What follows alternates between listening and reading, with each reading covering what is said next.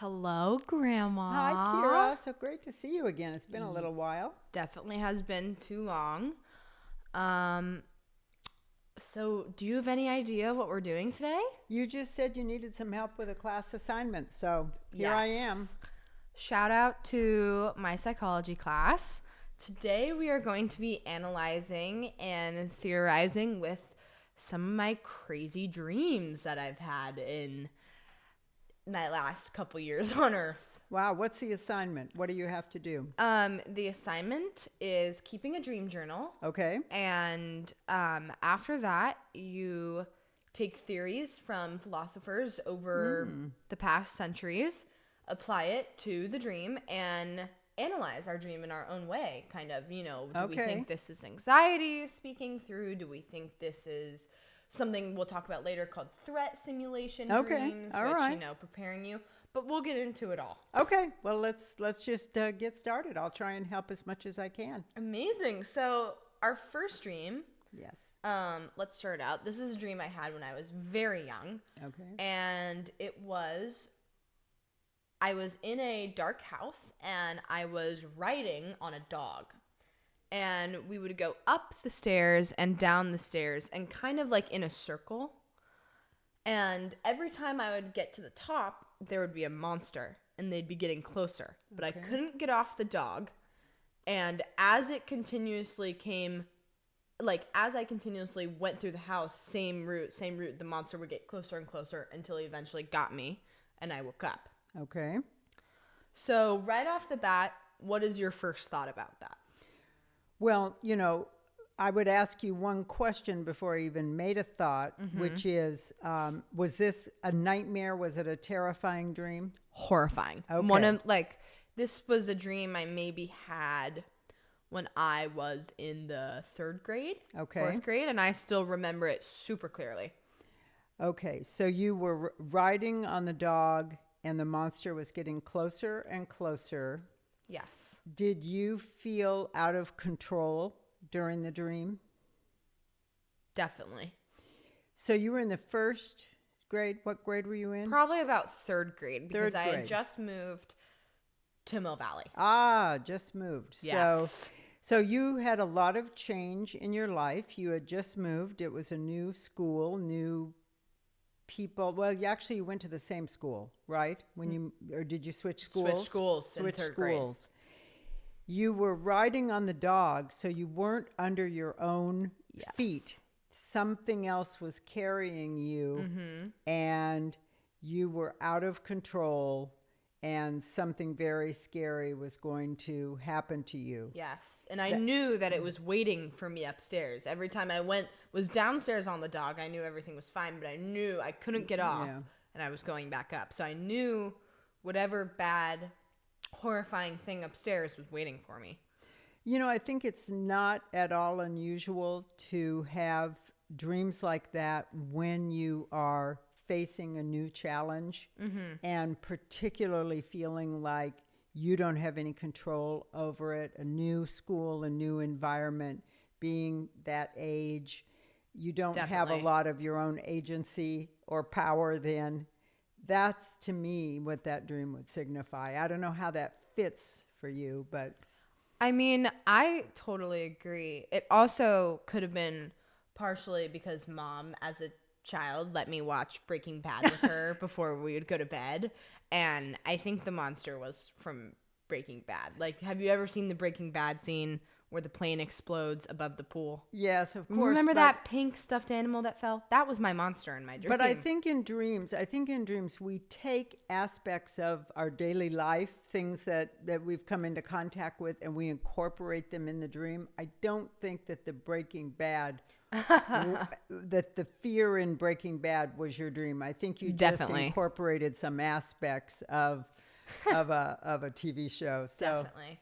Well, good. And if I were to connect this dream to a theory, I would connect it to Sigmund Freud, who thinks that all dreams are symbolic. It's everything has meaning behind it. And I think the meaning was I was definitely scared to be in this new place where I knew no one, and I was moving to a new house with just my mom, and You know, that for a third grader, that's scary. Yes, so Sigmund Freud dealing with the unconscious aspects, that would definitely be Freud, and unconscious aspects of life. Totally. Yeah, Okay. and I think in dreams we kind of work out things in our sleep. That is Our one of the brain, theories we will be talking our about. brains do repair at that time, and they work things out. Yes, I just learned about that. Oh. Actually, I recently learned, not to get off topic, but that sleep is being connected to dementia. And they say your brain literally cleanses itself Yes. during its sleep. And I thought that was so shocking. Yeah, no, that's definitely true. That sleep is getting good restorative sleep Yes. is one of the REM sleep. one of the aspects that you need for longevity and good health. Definitely. You got it. Well, my next dream. Okay. This one is one that I've had a couple times in my almost adult life. It's almost like sleep paralysis. I am laying in bed awake, and this one is always the most terrifying for me because I don't realize I'm dreaming. I'm a very high functioning person. Like, usually I lucid dream very often. I can usually tell when I'm dreaming, never with this dream. Okay. So I'm laying in bed about trying to go to sleep, and I can't move. And all I can see is a giant spider, and I'm super arachnophobic. A giant spider coming down to land on my face. And then it lands on me, and I wake up, and it's a very short dream, but every time I have it, I wake up, and I'm like, where is it? Like, I think it's real every single time.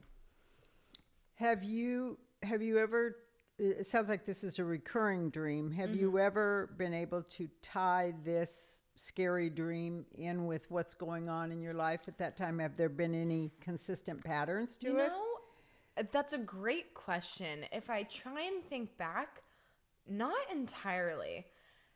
That's what leads me to believe, because there's no like stemming anxiety, something that would have been pushing me to feel like this. I really think this connects to the theory called threat simulation theory. Okay. Spiders, obviously, are a huge threat to me. And what threat simulation theory is basically saying that in dreams, like when you're running from a murderer or you get attacked by a bear, it's really your brain trying to prepare you for if that situation ever actually happened. Testing your flight or flight, so to say. You know, I'm learning something from you, because I really don't know anything about that threat. What is it? Threat simulation theory. Yeah. Sounds reasonable. It's also very possible that I had seen a spider that day and was just terrified. Well, again, I think, yeah, you probably have certain things in your environment will show up. But I like your first analysis. I think that makes sense, that you're just seeing what your own power will be and how you would react in for you, the scariest situation there is, which is that big spider coming down. Yes. And let me just say, the first couple dreams I have on here, some of them are lighthearted, some of them are funny, but prepare yourself, because my last dream is definitely a lot. All right. Okay. My next dream I'm going to be talking about is kind of a funny one. I actually just told my Spanish teacher about this today. Oh. But she thought it was hilarious. I snuck into a bar, and I sit down, and it's kind of like a salsa bar. And I feel I order a drink, and I feel someone's like eyes on me, and I like turn my head, and all of a sudden I see my Spanish teacher that I currently have, and we're just like, oh! And she's like, I won't tell anyone. I always think this is a hilarious dream, but it's also like a reoccurring dream. Is it always your Spanish teacher? Yes. Okay, so that one, you know, I said, you know, things in your environment, you know, will just pop up. But when you have a recurring dream about the same person, like the Spanish teacher, makes me wonder what your relationship is, what symbolically that Spanish teacher means to you. I think it's a loaded question. I mean, I've known her my entire high school experience because I had her freshman year and then I have her again junior year. But I actually really like her. Yeah. So it's not like I'm scared of her or, like even her class I Well, in the enjoy. dream she was your accomplice. I mean, she was. That is true. Right? So Yes. so you have a good relationship with her. You sounds like you, at least in the dream, you trust her. She was your accomplice in this salsa bar.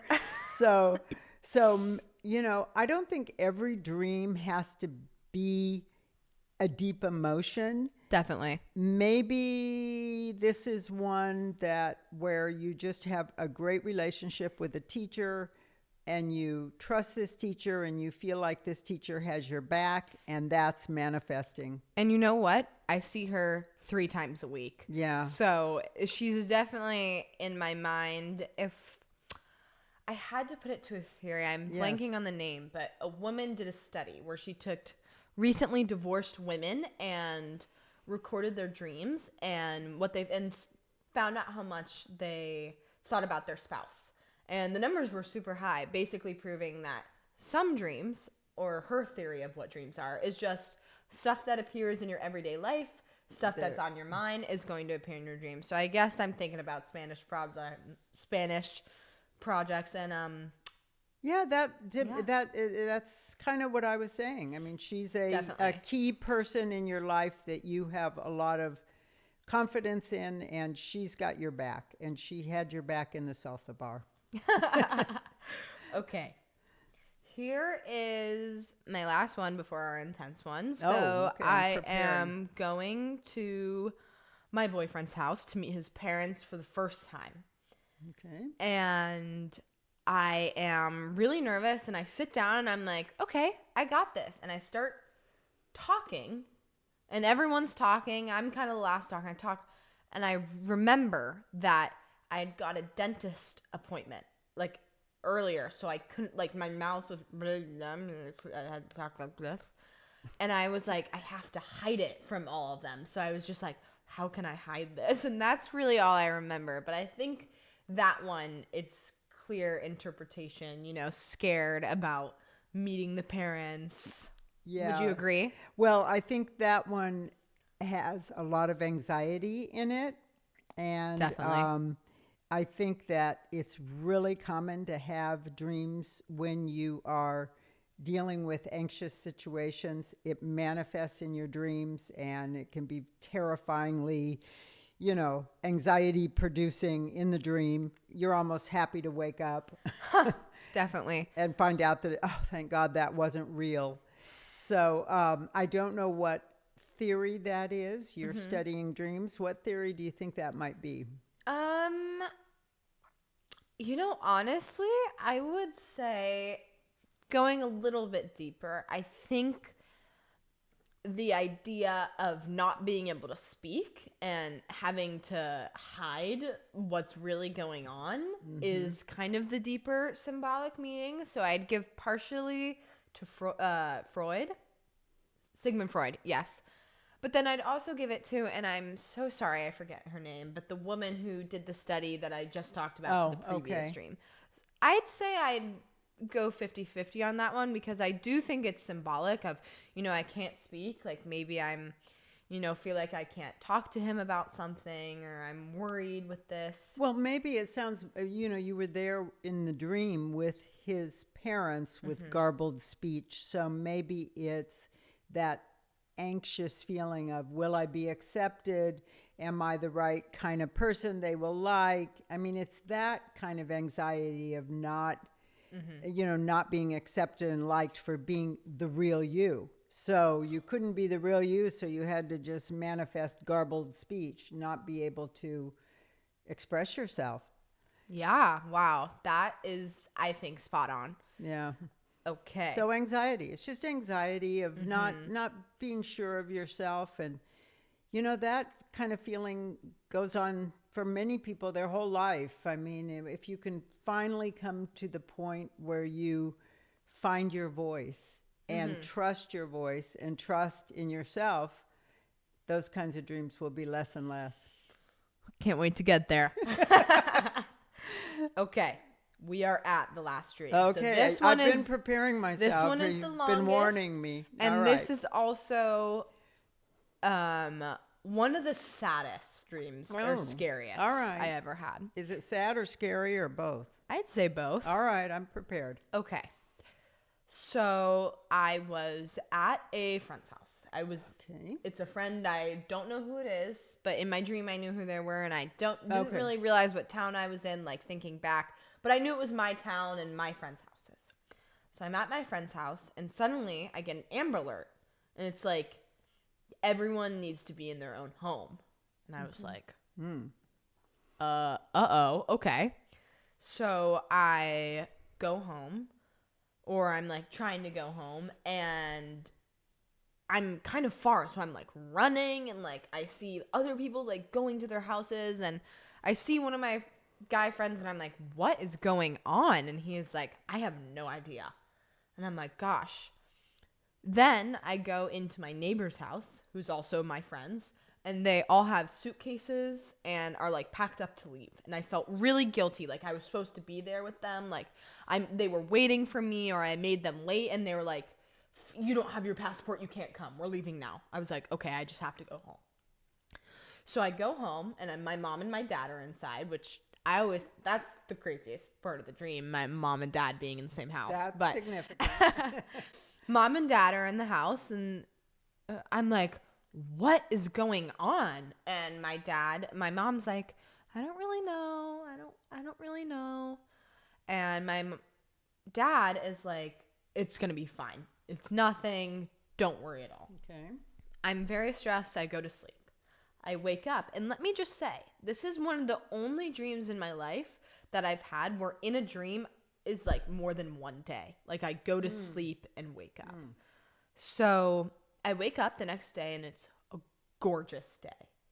Absolutely beautiful, like children playing, butterflies flying. Like I like do like volunteer work that day at a preschool. Like I am so happy. And I'm like, wow, like it really was for nothing. But I open my phone, and I see all these like videos of other places, like freeways are just packed. Like you've seen the movie like 2012 or like all those apocalypse movies, like freeways full. And I'm like, God, what is going on? And my dad's like, see, look outside. It's beautiful. It's perfect. Everything's fine. So me, my mom, and my dad are all in the car, and they have their backs to me, just how you are now. And my dad is there, and my mom is there in the back seat. And we're pulled in to like my condo complex, and I can see behind them, but obviously they're looking at me. And behind them, we're just talking, and my dad's like, see, I love you so much, honey, everything's gonna be great. There's a plane, like a big plane, and I keep watching it, and it keeps going, and I see it drop something, and I know in my head it's like a nuclear bomb.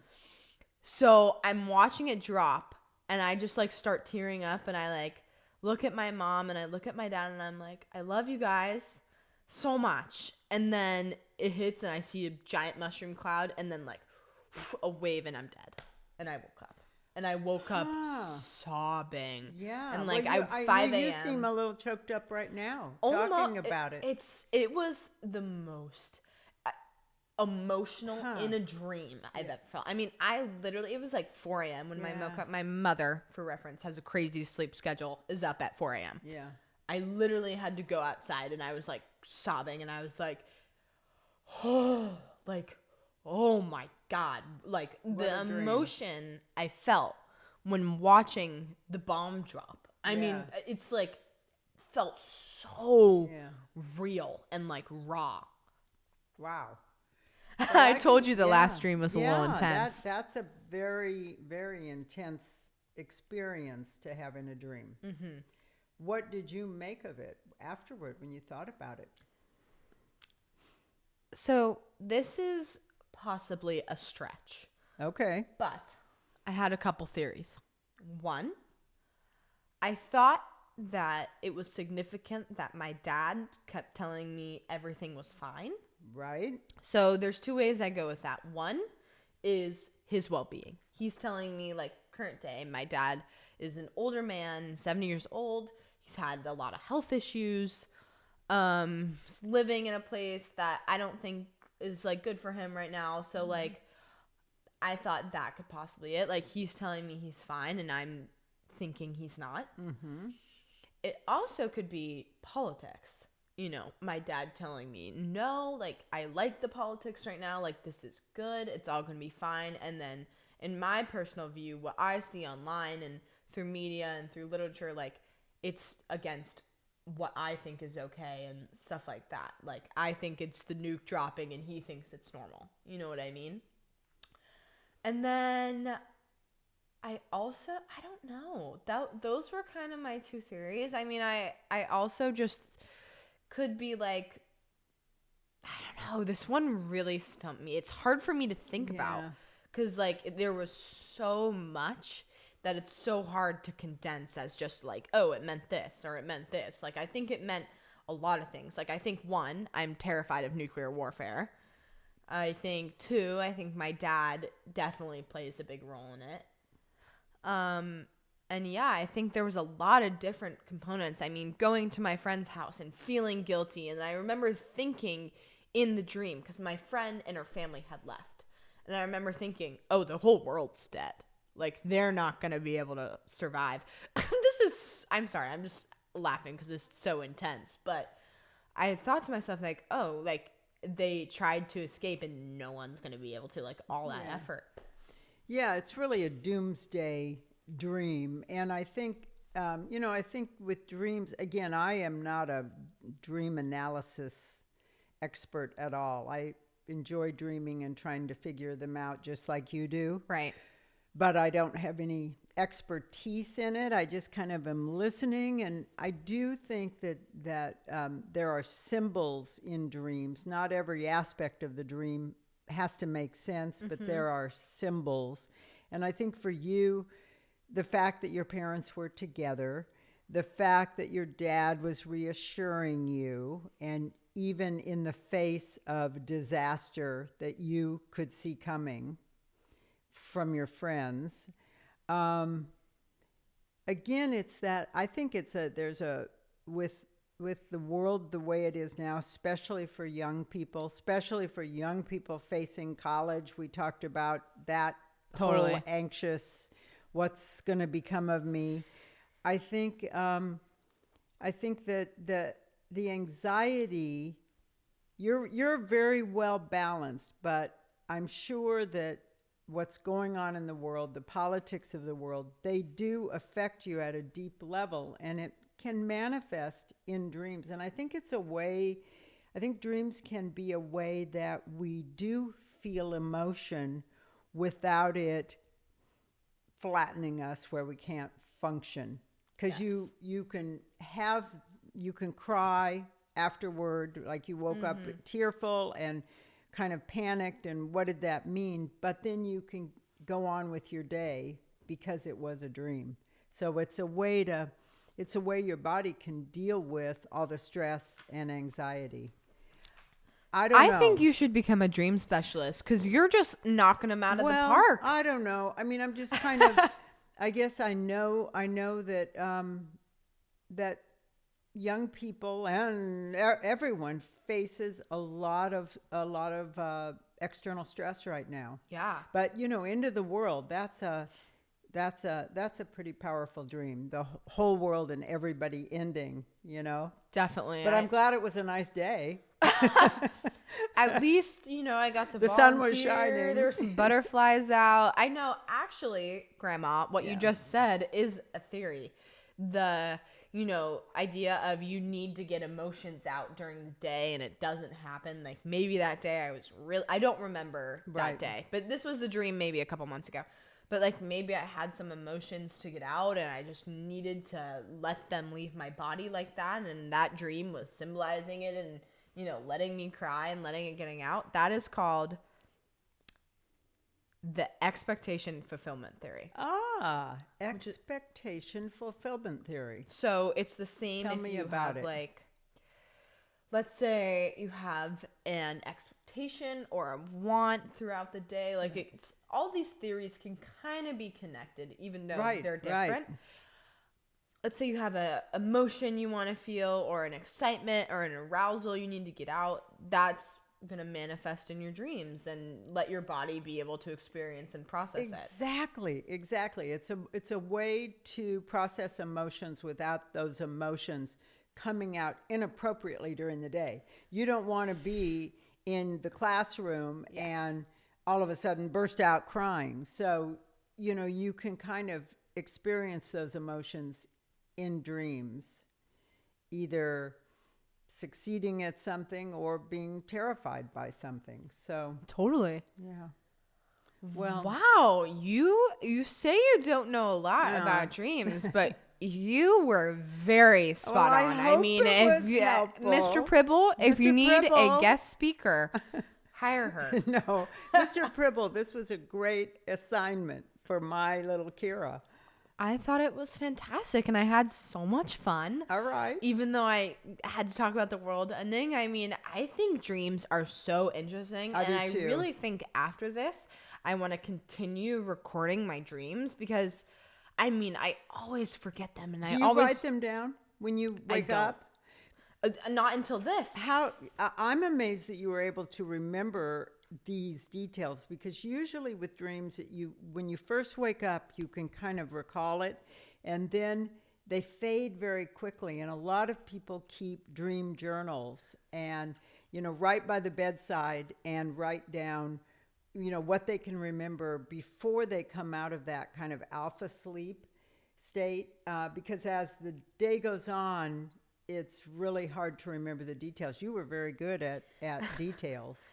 Yeah, well, most of these dreams, I mean, some of them were, maybe not dumb, but not intense. But, these are the dreams that have really stuck in my head, shockingly enough.